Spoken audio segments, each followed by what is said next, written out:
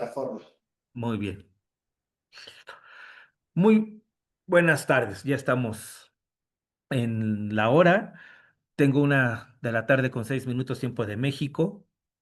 En Chile serán las 4 de la tarde. En Colombia las 2 de la tarde. Muchísimas gracias por estar en esta mesa de hoy, que forma parte de los trabajos del Quinto Congreso Internacional de Transformación Educativa que organiza en gran medida el Consejo de Transformación Educativa en coordinación con otras instancias, con otras redes hermanas y con una cantidad considerable de académicos y personas interesadas en el tema educativo en México y en América Latina. En verdad, muchas gracias a la doctora María Eugenia Villa, al doctor Juan Carlos Molina, al doctor Luis Reyes García, a la doctora Heréndira por estar aquí con nosotros esta tarde para disertar, para discutir una temática que es de importancia para el Consejo, que tiene que ver con las política educativa, escuela y comunidad.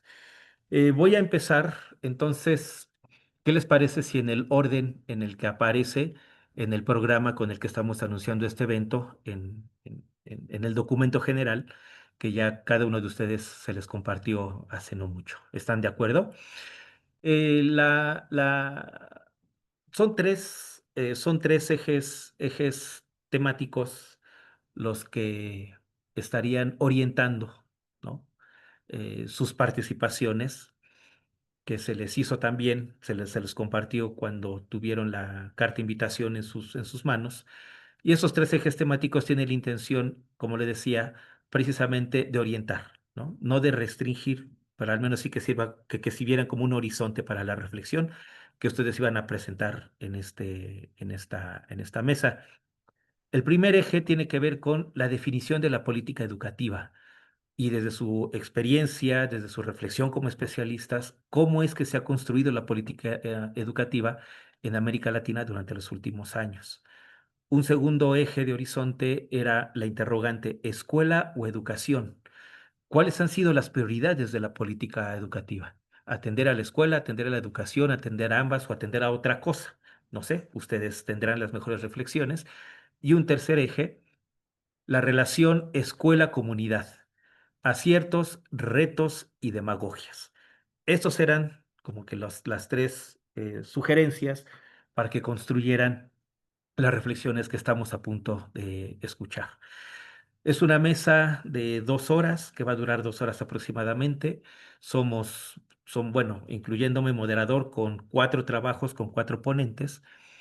Si están de acuerdo, podemos tomar unos 10, 12 minutos, 15 minutos para cada ponente, y al final de las 4 presentaciones abrimos el diálogo con las personas que están acompañándonos y también entre nosotros, que eso es lo que siempre enriquece estas mesas, que siempre se piensan como conversatorios, ¿no?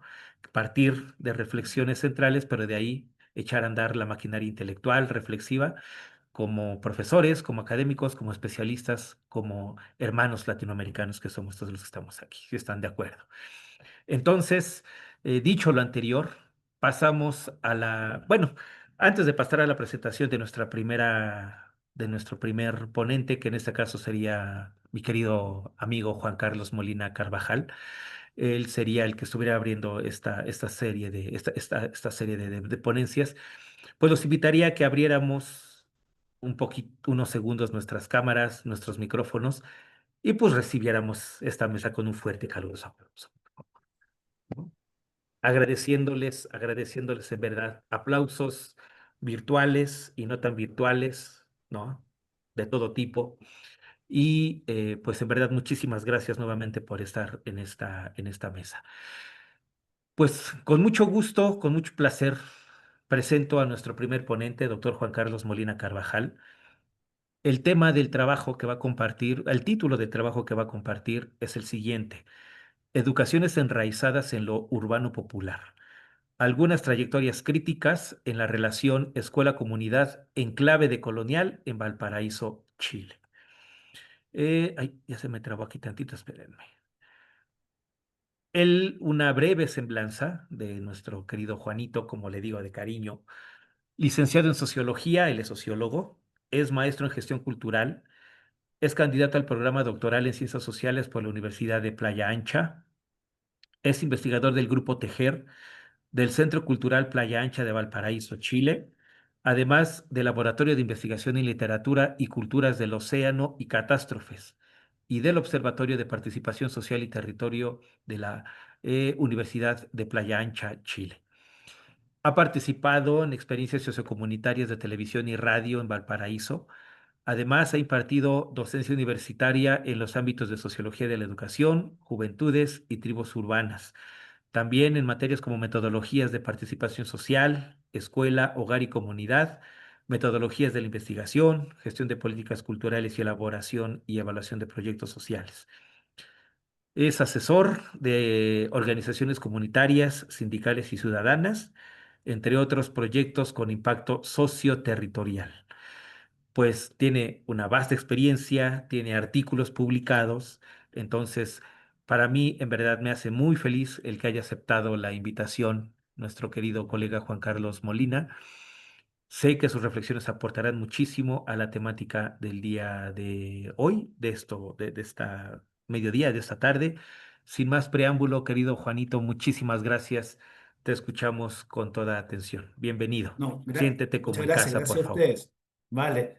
¿Se ve la pantalla? Sí, perfecto. Ok.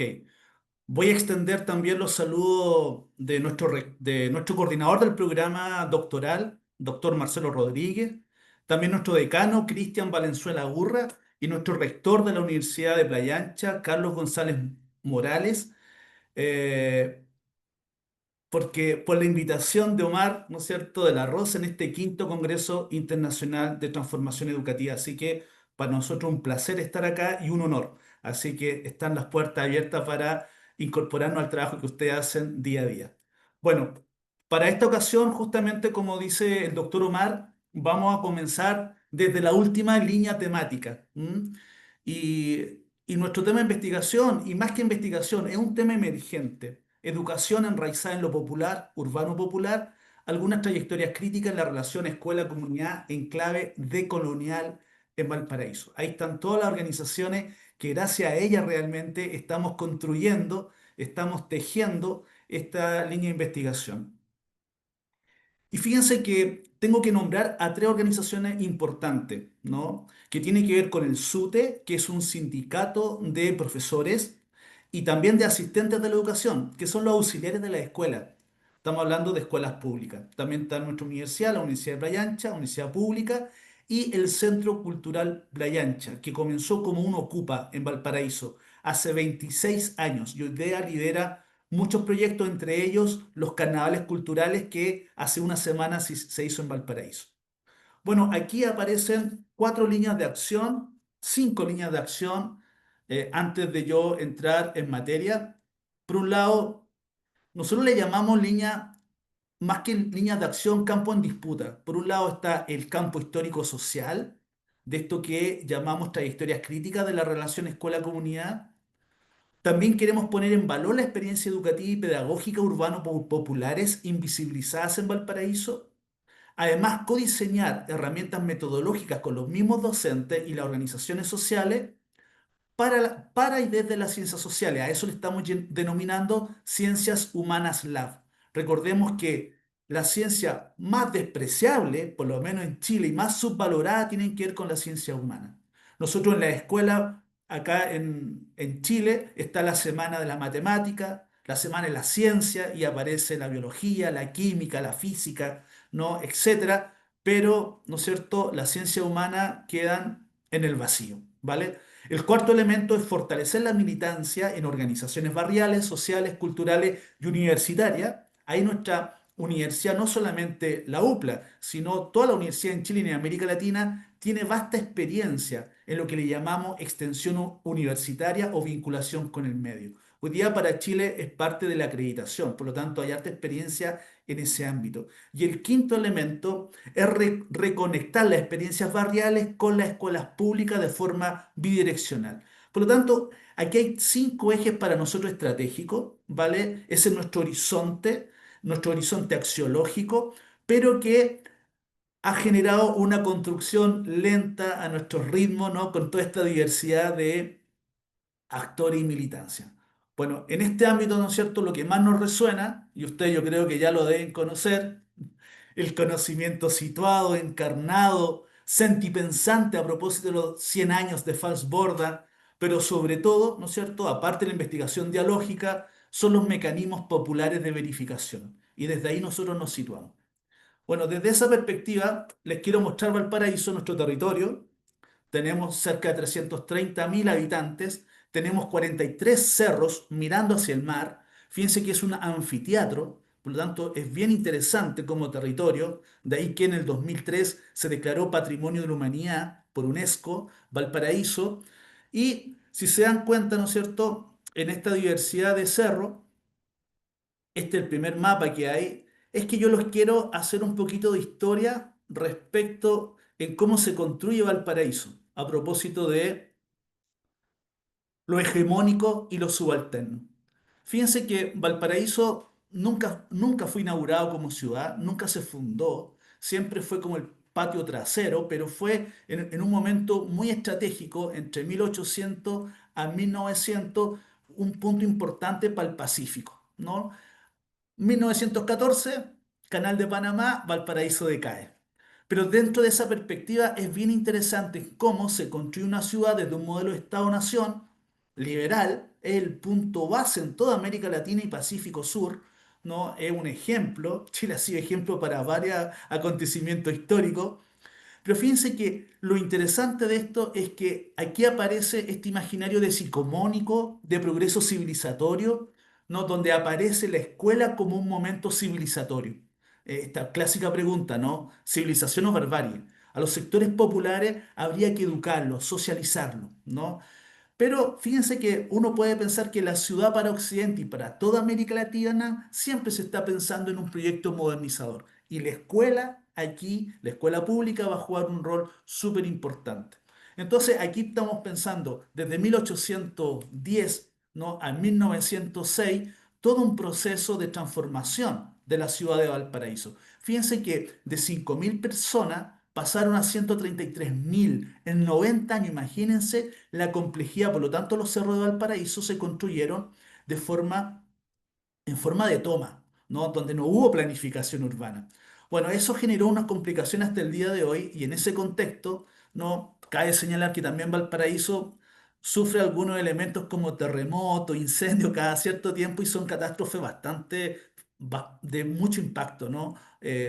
Psicosocial, digamos. Entonces, dentro de esa perspectiva, la escuela va a jugar un rol, ¿no?, con este Estado moderno, este Estado civilizatorio, que habría que ponerlo en cuestión. Y desde esa perspectiva nosotros podemos dar cuenta cómo existen experiencias populares, por ejemplo, desde 1861 las famosas escuelas nocturnas, después 1869 las escuelas populares de Valparaíso, donde los sindicatos juegan un rol muy importante, pero luego también podemos pensar en la Escuela Nacional Unificada, la famosa ENU de Salvador Allende de 1971, que en el 73 con la dictadura cívico-militar se rompe, ¿no? Y hasta 2025, donde en Valparaíso desde los años 1990 aparece el famoso fenómeno de los ocupa o ocupaciones de jóvenes anarquistas, donde aparece también como un fenómeno interesante de analizar. Entonces, en esta trayectoria nos damos cuenta que es la visión clásica de la escuela como un elemento que disciplina y controla no solamente los cuerpos, sino también la mente de los sujetos, diría Foucault. Pero desde ese ámbito donde la escuela, en esta co-construcción con el Estado y las organizaciones, ¿no?, esta figura de la identidad y de la memoria. Entonces, desde esa perspectiva nosotros ponemos en tensión y uno puede ver las figuras, como vemos la parte de arriba de esta ciudad construida, de esta ciudad hegemónica, y por abajo esta ciudad subalterna, ¿no?, desde los sectores populares. Por lo tanto, estamos pensando en una construcción de legitimidad de la soberanía emergente de este Estado-nación liberal, pero también esta soberanía urbano-popular en Quebrada y Cerro de Valparaíso. Bueno, lo que nosotros conocemos hasta el día de hoy tiene que ver con la primera mirada, con esta mirada del Estado-nación liberal. En cambio, lo que nosotros queremos hacer, sistematizar y visibilizar aquellas experiencias urbanas populares en Quebrada y Cerro de Valparaíso. Dentro de ese contexto es donde nuevamente quiero reforzar el concepto de soberanía del Estado-Nación y la soberanía comunitaria barrial, ¿no?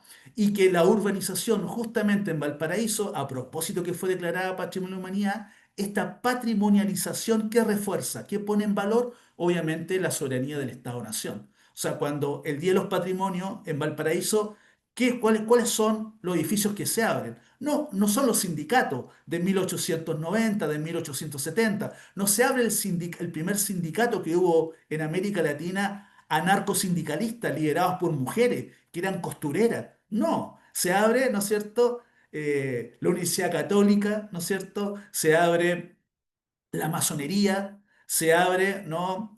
Toda la construcción urbano, ¿no es cierto? Propia de finales del siglo XVIII, XIX y principios del XX, ¿no? Por lo tanto, desde esta perspectiva, nos damos cuenta que este es un fenómeno que pasa en toda América Latina. Y aquí aparece una tensión y una disputa en que la patrimonialización más encima refuerza este elemento que hemos descrito. Bueno, desde este ámbito, ¿no es cierto? Ahí vemos algunas prácticas, ¿no es cierto? Arriba y abajo, ¿no? Arriba, como bien decíamos, el tema hegemónico y abajo los subalternos. Pero aquí aparece un dato importante. La Municipalidad de Valparaíso, el gobierno local de Valparaíso, identifica 119 organizaciones activas, culturales, vivas en Valparaíso. Ahí las tenemos georreferenciadas. Bueno, la gran pregunta, ¿cuál es la vinculación a propósito de la escuela y la comunidad? ¿Cómo esta ciudad viva, que está fuera del patrimonio declarado patrimonio de la humanidad, en los cerros, cómo está la vinculación con estos proyectos educativos, con la escuela? Y cuando uno ve y hace el paneo, lamentablemente solo el 10% tiene una vinculación y no es activa, es fragmentaria, es puntual. Y el 10% es demasiado poco. Estamos pensando, ¿no es cierto?, en que en Valparaíso se administran, en la comuna de Valparaíso, se administran 60 establecimientos educacionales de carácter público. Dentro de ese ámbito, ahí tenemos nuevamente, ¿no es cierto?, el mapa y algunas organizaciones que nos estamos vinculando y que estamos trabajando con ellas. Por un lado está el Centro Cultural de los Mil Tambores, está en Playa Ancha, ¿no? Con el número uno, el número dos, Cerro Cordillera, un cerro propiamente obrero, ¿no? Y ahí está el Espacio Santana. En el Cerro Yungay tenemos la Casa Memoria, que tiene que ver con los derechos humanos. Muy interesante esa experiencia. Fíjense que en el año es una experiencia que está financiada por el Estado y también es una autoorganización. Es un espacio increíble. Imagínense cuántas visitas tiene de establecimientos educacionales al año. El promedio de los últimos 5 años son 10 escuelas y en Valparaíso existen 60. Entonces, eso es alarmante. Y sobre todo estamos pensando, ¿qué pasa con los profesores de historia, que son los que se hacen cargo de esta área? Entonces, ahí donde vemos que en la escuela, en este caso pública, se ha subvalorado no solamente la historia, también la filosofía, ¿no? Como elementos que están fuera del currículum y solamente aparecen en la educación media como módulos y ramos que son optativos y no son obligatorios. Por otro lado está la excomisaría Barón, es un espacio interesante que ahí se torturó, se abandonó el lugar y las organizaciones sociales y culturales retomaron ese espacio y le dieron una resignificación y hoy día es un espacio de memoria y un espacio cultural. Por lo tanto, si se dan cuenta, existen varias organizaciones no territoriales en los cerros que trabaja en el tema de la identidad y la memoria situada, ¿no? Pero con cero vinculación con las comunidades donde aparece ahí como un laboratorio a cielo abierto, como una sala a cielo abierto, como una gran oportunidad de autoaprendizaje y de coaprendizaje. Bueno, aquí es donde aparecen algunos elementos teóricos que yo los pongo aquí a la mesa, ¿no? Donde nosotros entendemos la escuela, ¿no? Y la ciudad como un cuerpo territorio, ahí nos ayuda, ¿no es cierto?, toda la literatura feminista y la antropología feminista, sobre todo con la composición territorial de Valparaíso, cerro, ¿no? Plan, borde mar, barrio. Es bien interesante que cada cerro co-construye una propia identidad, ¿no? Donde aparecen lenguajes, códigos, representaciones. Entonces aquí aparece algo interesante, donde la ciudad y la escuela como cuerpo territorio se lugarizan en los barrios, como anclaje donde sus vecinos recrean sus identidades, resignifican su memoria y hacen sus vidas. Pero la pregunta es, ¿cómo se vinculan? ¿Existe vinculación entre este cuerpo territorio de la escuela? Ya, y ahí donde nosotros ¿no? estamos co-construyendo no solamente con este diagnóstico negativo, sino más bien estamos levantando información para seducir tanto a la escuela, las organizaciones sociales, la universidad, etcétera. Entonces aquí hay que señalar también que los fenómenos sociales como prácticas socioculturales no ocurren en el vacío, sino en un espacio concreto, en una temporalidad determinada, en un espacio y tiempo. Por ejemplo, yo hoy día escuchaba algunas ponencias y hablaban, ¿no es cierto?, de procesos participativos, vinculantes, donde ya no hay que entender al alumno como un objeto, sino como un sujeto de conocimiento, etcétera, bla, bla. Pero eso está en un lugar concreto, en un territorio concreto. Y si no consideramos el territorio como una variable central y todas sus dinámicas, todo, como decía un gordito con barba, ¿no? Todo lo sólido se puede desvanecer en el aire. Carlos Marx.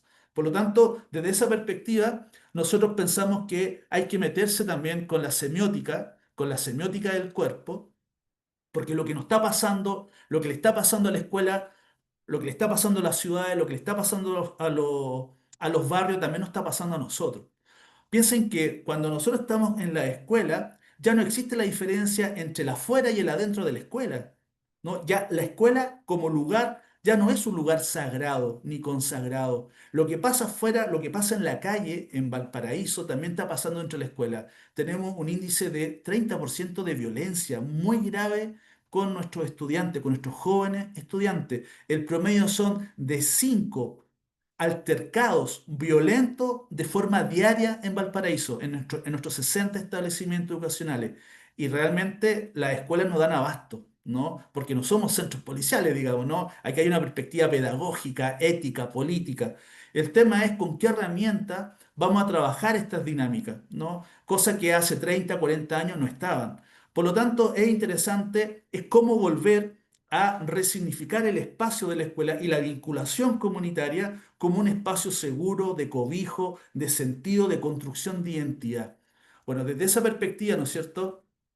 Ahí tenemos algunos elementos teóricos que nos han ayudado, ¿no? Tanto el giro territorial como la antropología feminista, ¿no? Algunos elementos en esto, en la ciudad construida, la ciudad vivida, la ciudad imaginada, la escuela construida, la escuela vivida y la escuela imaginada. Es muy interesante los elementos porque aquí estamos entrando desde el territorio, no desde la pedagogía, sino desde las prácticas y desde el territorio mismo. Y desde esa visión, ¿no? Aquí, como se dan cuenta, no estamos citando a los clásicos, a Freire, ¿no? Y demás, pero está en nuestras mentes, porque queremos darle un auge a estas otras perspectivas que han sido abandonadas en Chile. Esta visión antropológica, la antropología feminista y el giro territorial.